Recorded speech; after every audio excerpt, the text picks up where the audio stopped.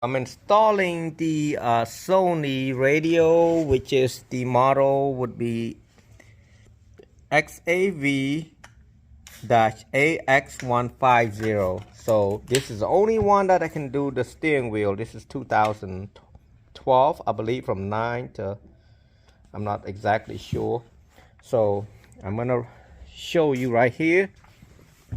Actually, it's gonna show me this video gonna be members only, and yes, I can make this Sony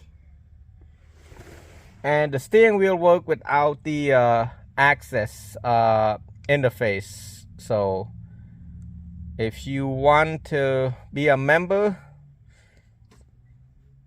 join us and I'll show you, and you can cancel anytime. Show it to you again. So what I'm gonna do, I'm gonna press mode and hold it, and then hold the source. Okay, next is volume up and hold the volume up. And then next, volume down.